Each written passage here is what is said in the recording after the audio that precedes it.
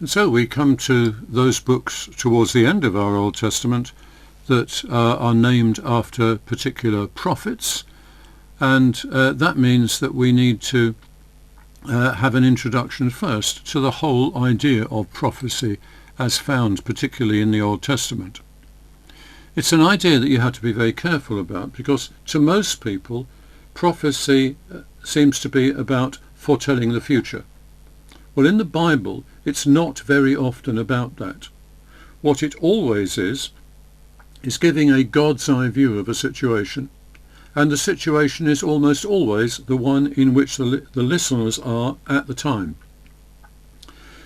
The future component most often enters with this sort of logic: you're not getting it right at the moment, you should change your ways, but if you don't change your ways, then blah blah blah is what will happen to you. So the prophet's attention was actually on putting right what was wrong in his or her own day.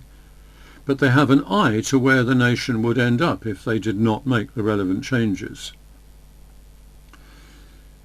The other thing to say in introduction of the prophets is to compare and contrast them with the priests in the Old Testament.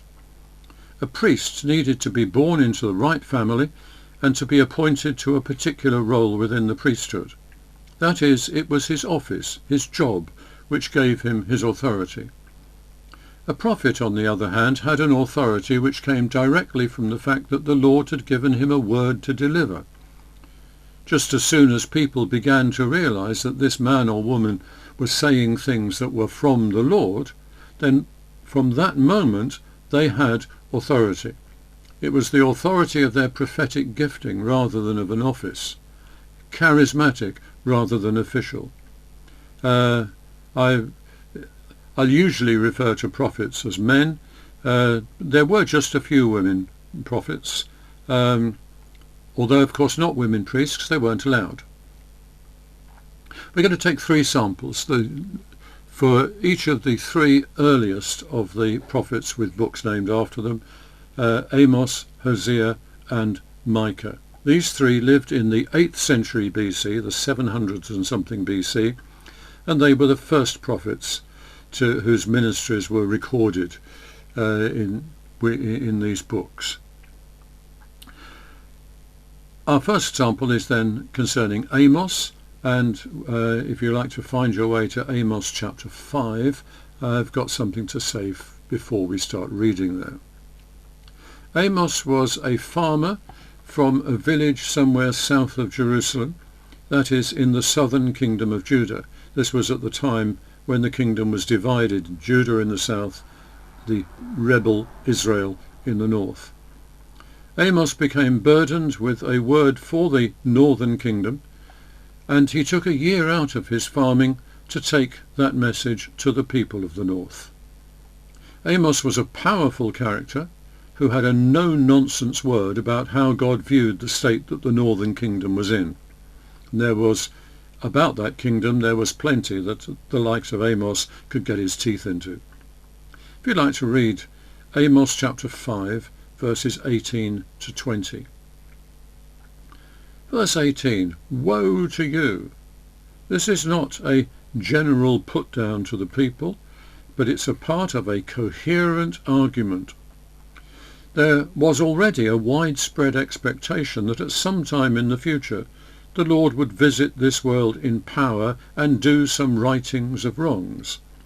And Israelites who were being careless would assume that it would be a reassuring experience for them, because after all they were the Lord's special people."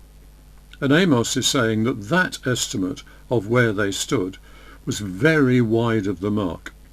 They've got so far up the Lord's nose that when he comes they'll be the first ones he'll have to sort out. So the day of the Lord, as Amos calls it, will be a painful experience for them.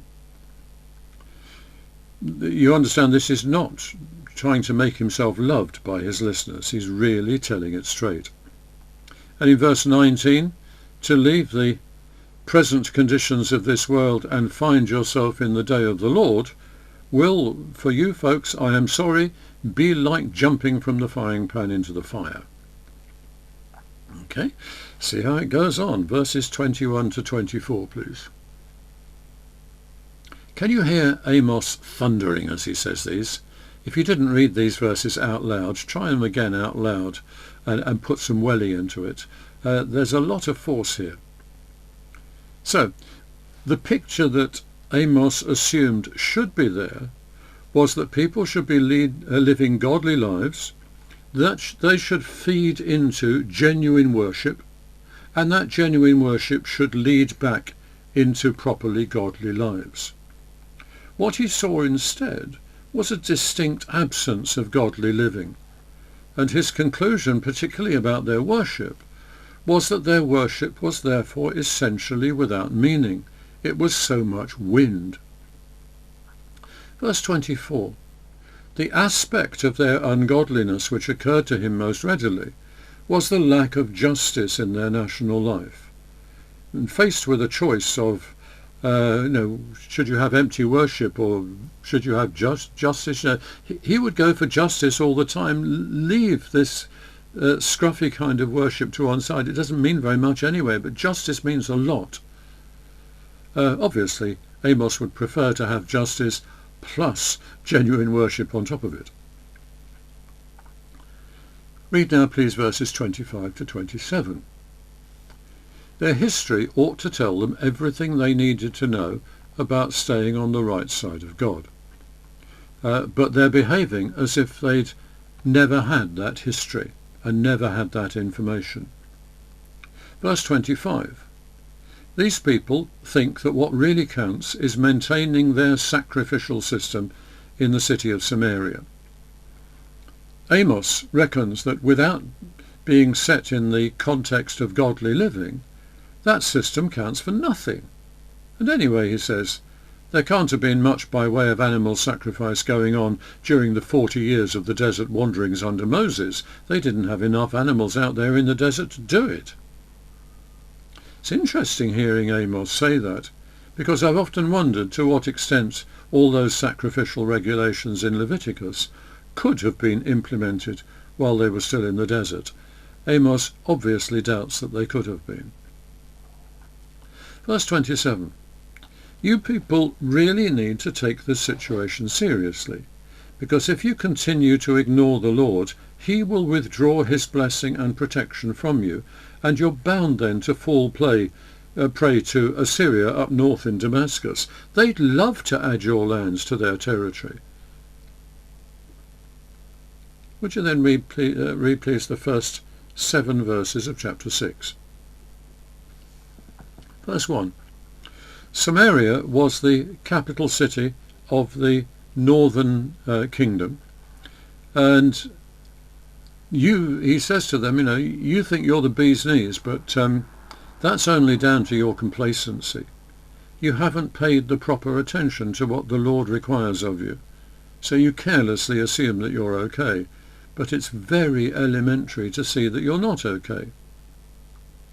The people in the capital who include the appointed leaders of the nation, they should be setting the pace for their nation in being faithful to their God. But because of their complacency, not only are they in for a sticky time themselves, but also they're taking the rest of the kingdom down with them. It's tragic. It's awful. Verse 2. One way of evaluating the self-importance of the people in Samaria is to take a quick look at the prominent cities in the surrounding nations. When you do that, you can see there's not much difference which would act as evidence that the Samaritans are genuinely serving the Lord. It looks just like your average pagan city. That was an ancient version of the challenge that if you were arrested and charged with being a Christian, would there be enough evidence to convict you? It's an Old Testament version of that one. Or in verses 3 to 5, far from facing the uncomfortable truth, these people are putting all their efforts into living a luxury lifestyle. In verse 6, these people have massive assets, not just financially, but culturally, spiritually, intellectually, massive assets. and yet they are not using their assets in the most important way, that is, to grieve over their nation, which is spiritually in ruins. That's the most important thing for them to be doing, and they're not even thinking about it. Verse 7. They therefore leave the Lord with no choice. He must withdraw his blessing from them, so that they'll succumb to the then political threat, which was invasion from the north. When the Lord acts in judgment, it's not usually that he's setting out to be nasty to anyone. It's usually that people are so thoroughly ignoring the real issues that he has to withdraw his protection from them so that they get a chance to feel the pain that they themselves are bringing upon themselves. It would be a whole lot better that they should grieve now because their national life is rotten. But failing that, guarantee they will grieve later when their country is invaded and their way of life is destroyed. Amos ministered in the 8th century BC, the 700s BC. The people did not take any notice of his warnings, and they carried on down the slippery slope to destruction. And in 721 BC, Assyria invaded, and that was the end of that northern kingdom. Assyria had regional aspirations from their centre up in Damascus, and they wanted to take over both Israel and Judah. They never managed to conquer Judah, but the northern kingdom fell to them, and it would never be restored. Many of its people, like Amos had predicted, were taken into exile in Assyria, and it was a terrible waste, an awful tragedy. So the ministry of Amos is to give the people of the north good quality information about the quality of their lives, and therefore a real chance to do something about it before it was too late. Sadly, they just thought that he was a pain in the proverbial, and they rather welcomed it when he went back home to Judah. So that concludes our first sample from these early prophets.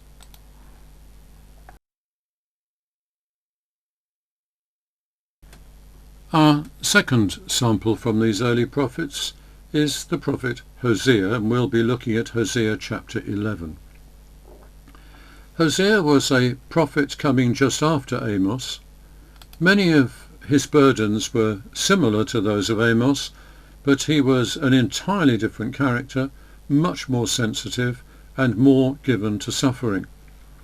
A lot of his insights were inherited by the prophet Jeremiah and found their way into the thinking of Jesus. Some people even call Hosea the Jesus of the Old Testament. He ministered during the reign of Jeroboam II, king of Israel, the northern kingdom, for most of the first half of the 8th century BC, 790 to 750 or thereabouts. The trend of history at this point was that Israel, the northern kingdom, was steadily going down the pan. And in Hosea's day, you had to have some sort of prophetic gift to realize just how bad the situation was, and that's why Hosea was given as a prophet to his own nation of Israel. But a generation later, in 721 BC, Israel fell to the Assyrian invaders and never again had an independent existence as a nation. It became an Assyrian colony and then got, over the ages, lost in various other empires. Hosea's life was more fully integrated into his message than was the case with Amos. I'll outline it for you. The Lord told Hosea to marry a woman called Gomer, who was a prostitute.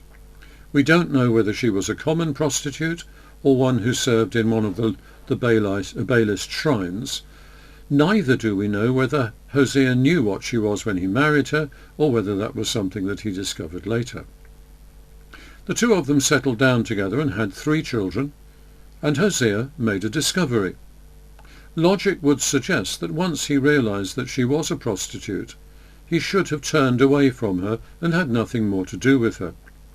But he discovered to his own amazement that despite what she was, he loved her and he wanted to be together with her and make a family between them.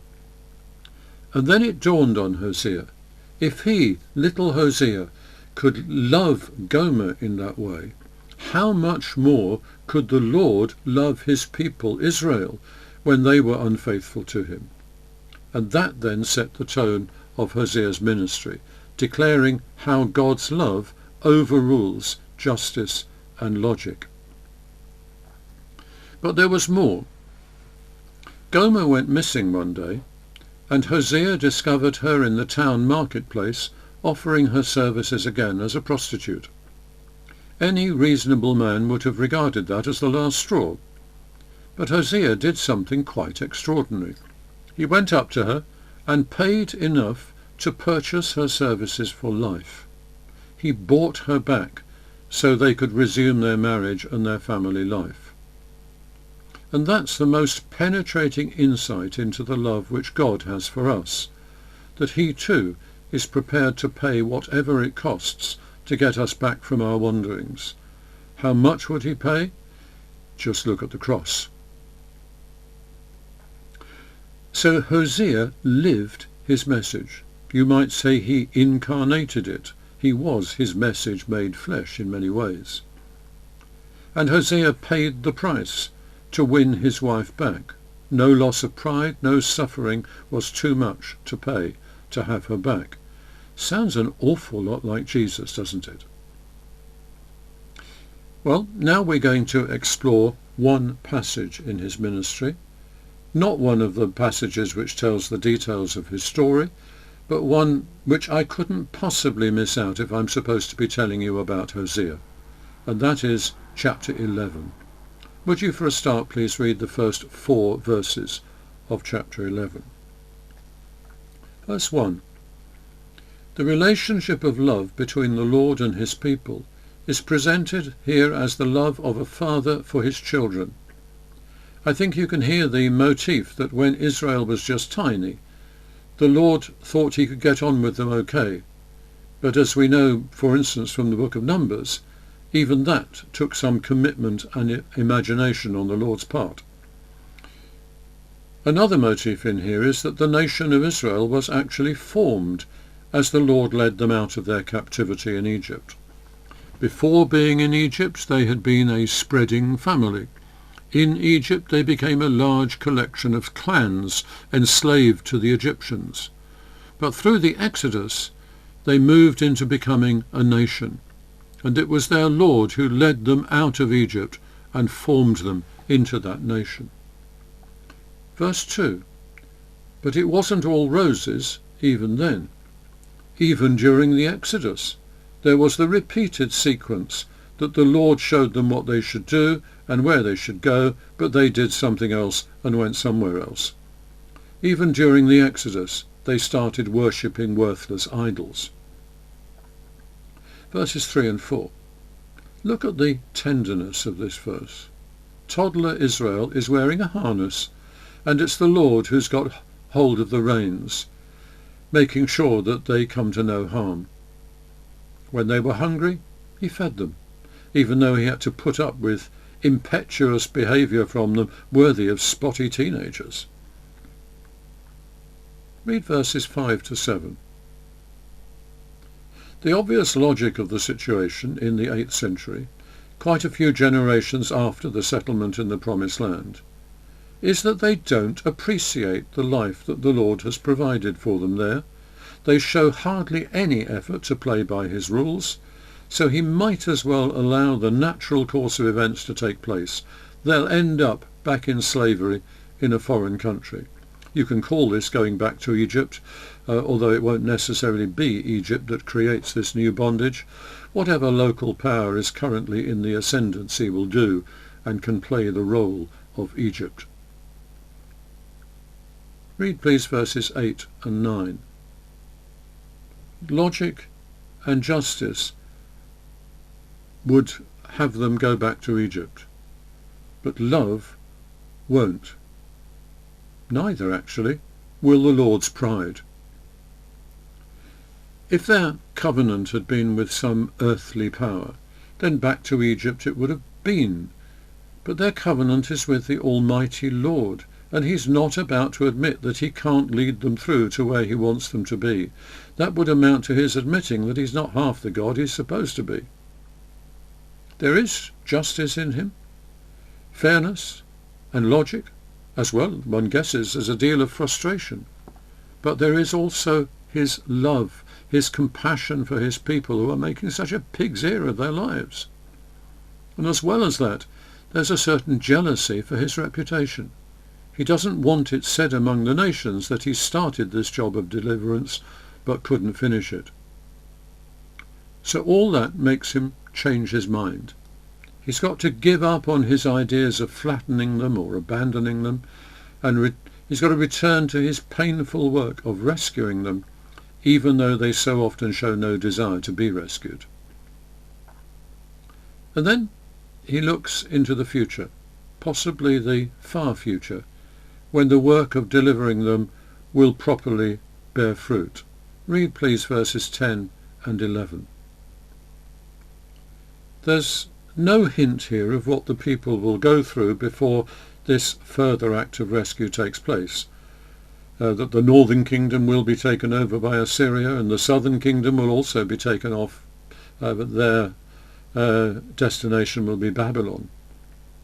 There is here just the clear assurance that such a rescue will take place at some time, and it will involve bringing scattered people back together into their own place. The logic then is this. The Lord has created the nation of Israel by bringing them out of their captivity in Egypt. He has nurtured them as his son whom he loves, but they have made light of what he's done for them and have wandered off into substandard behaviour and even into the worshipping of other gods. The Lord has considered turning his back on them and working with some other people to fulfil his plans. But he's rejected this idea, if only because he's too jealous of his reputation to be seen to have failed in his plan. The hint then is that at some time in the future he will find a way to bring his people back. Just as he brought them up from their captivity in Egypt, so he will again deliver them and reunite them as his people. So what did happen? Well, the northern kingdom never was properly restored, although by the time the Romans ruled that part of the world, the furthest north part of the northern kingdom was in effect an outlying province of Judea. It was called Galilee, and the people in Jerusalem looked down on the Galileans as country bumpkins, not really worth quite as much as the proper people in Jerusalem, let alone as the really proper people in Jerusalem, in the leadership there. Well, after its exile, the southern kingdom was restored, although never again to have a proper king. Whoever was the regional superpower at the time appointed governors over the nation, sometimes like with Herod being called a king, but with nothing to do with being a descendant from David or anything like that. The northern kingdom never even knew that much of a restoration. But the prophet Jeremiah did once point out that when the southern kingdom was restored, exiled northerners could join up with them in Judah. It wouldn't be precisely their northern kingdom, but it would allow them once again to become part of the Lord's people. We must also say that in the light of this sort of prophecy, we need to mention Jesus. Through him, the Lord worked a new act of deliverance, which did indeed affect Jews who were scattered in various nations and even spread beyond them to draw in the Gentiles. And with that thought, we conclude our second sampling in these early prophets. The other early prophet that we're looking at is the prophet Micah. We're going to be looking into chapter 4 of his book. Micah was a simple country bloke who lived in the south of Judah at the same time as the great Isaiah lived up in Jerusalem. Micah was as simple and direct as Isaiah was cultured and sophisticated. But that didn't stop him from hearing from the Lord. The passage we're looking at curiously appears almost word for word in Isaiah chapter 2. But in this session I'm going to ignore that oddity and just take the passage as it is. I do have a theory as to how it came to be in both books, and my theory suggests that the prophecy came originally to Micah, not to Isaiah. We finish our look at Hosea with a glimpse of a prophecy of restoration, of the Lord gathering his scattered people from the nations and bringing them back to Jerusalem. In some prophets, that motif grew to include bringing in Gentiles as well as enabling scattered Jews to return. And the passage we're looking at now is the locus classicus of such prophecies. If you'd read then in Micah chapter 4, the first 5 verses. Verse 1, in the last days. What's being prophesied here is something that will happen at the climax of this world's history. Most Old Testament prophecy concerns the mess that the people are in and what they immediately ought to do to get out of it, and what the Lord's response will be if they do, or indeed if they don't. Just occasionally, Old Testament prophecy has a longer time perspective, and this is one of those passages. Verse 2. The prophecy is that what's going on the Lord's mountain, that is Mount Zion, or indeed the whole city of Jerusalem, that will be recognized across the world, and that people will start streaming there in order to join in. Now, Judaism never has been a missionary religion at any stage in its development, although it's usually found ways of welcoming the small number of individuals who've asked to join in. So it's a major departure from the main line of its development to look forward to a time when it will become the world's focus, when large numbers of outsiders will stream in. Even more of a departure is for those outsiders to arrive as nations rather than just as so many individuals. The force, of course, of the prophecy is not that all these people will think that Judaism is such a great religion that they want to join in. It is rather that they recognize the stature of Israel's God and they want to become joined to him. And one result of their coming will be that they will be taught the word and the law of this God, and that will itself bear fruit in their lives. Verse 3.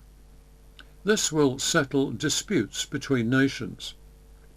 When a crazy variety of individuals all come to belong to the same church, what we expect to happen is that the faith which they share will outweigh the differences between them, and most people there will find themselves able to get along great with others whom they would never even have considered as possible friends. This prophecy is looking for something similar between those disparate nations who come to Zion, the sort of mega-scale version of that. In fact, it says, international relations will then be so good that no nation will any longer have use for weapons of war, so all their armourers will be converted to peaceful use. It's terrifying, actually, the proportion of nations' wealth that are typically squandered on armaments when their own people could well benefit from the money that being spent in other ways. You might also have in the back of your mind the motto of the BBC, nation shall speak peace unto nation. It's a winsome, powerful hope. Verse 4. 1 Kings 4:25 created the delightful picture of peace and prosperity in the reign of King Solomon, that from Dan in the far north to Beersheba in the far south, every man sat under his own vine and fig tree. The force of the picture is that every man has his own vine and his own fig tree, and that he has time and peace to sit under them. Micah used this same image to picture the effect of world peace, except that he doesn't limit it to the little territory between Dan and Beersheba. Then there's that goose-pimple promise that no one will make them afraid. If you use any level of imagination when you're watching the news on television, it must be obvious to you the huge numbers of people in this world who live in fear. If you read any of the big histories of the 20th century about Stalin or Mao Zedong or Hitler, you'll discover that that century was dominated by tyrants deliberately making their people afraid as a principal tool of government. The thought is amazing that there will come a time when that sort of thing will be no more. Verse 5. There's a curious note at the end of this prophecy that although the nations will receive so much from the God of Israel, they will continue to worship their own gods. I simply don't understand how that bit could be there. I've got nothing to contribute on it, I'm afraid. I record that it's very odd, and I'm going to pass on. We'll pass on to reading, please, verses 6 to 8. This bit is rather more like the end of Hosea 11, and seems to be concentrating more on the restoration of scattered Israelites than on the inrush of the nations. Verse 8 is using the personification daughter of Jerusalem to refer to the city itself. So the assurance there is that when these things happen, Jerusalem will once again serve as the proper capital city of the Lord's people. If you read now, please, verses 9 and 10. Presumably some circumstance was making the people of Jerusalem distressed at the time of this oracle. We haven't a clue what. Sadly, there's so much distress and so many different circumstances that unless you've got some pretty focused data as to what the distress was at this time, you can't identify from the records what it was. Micah has, though, this prophecy that the nation will be exiled, even that Babylon will be the place to which they will be exiled, and that when that exile has constituted a sufficient punishment for them, the Lord will return them to their own land. Now Micah was prophesying something like 750 BC, and that exile didn't take place until around 600 BC. It was a brilliant prophecy to spot from 150 years away that exile would be the form of their punishment, and, pretty amazing to discern that Babylon would be its location. Now read, please, verses 11 to 13. For the time being, he says, we're a way off those prophecies being fulfilled, and our thoughts are occupied with threats posed by other nations around us. Number one, those foreign nations, have no idea that our God is able to manipulate them as easily as harvesters pick up sheaves of corn to take them to the mill. Number two, in your current dealings with them, don't forget, we know how it's all going to end up. Let that thought sustain you as you negotiate the particular troubles of the moment. Well, what do we make of this chapter? It's one thing to enter into what the prophecy meant in its own day, but what's it got to do with us? Is there going to be a major confluence of the nations at Jerusalem one day? Will there one day be world peace because of it? I suspect that we're in the same area that the book of Revelation dealt with in its vision of a new heaven and a new earth. That is, these things are hardly likely to happen in this world order while everyone retains their own free will, and while knowledge of the Lord depends on that fragile thing called faith. I think we should allow Micah his glimpse of that new order of things, and excuse him that he pictured it in essentially earthly terms around Jerusalem, when of its nature it needs to take place in a dispensation which goes beyond these earthly things. We can, of course, also excuse him that he didn't spot the central place to be played in this by the Lord Jesus, because in a sense, in the New Testament, Jesus takes over the central focus which Micah sees as being occupied by the city of Jerusalem. So that means that it gives us a whole lot more work to do to try and discern the relevance of these prophecies to us, a lot more work than just reading the chapter and working out what it meant in Micah's day. But that's something we'll have to leave for another time, because this brings us to the end of our sampling of these early prophets.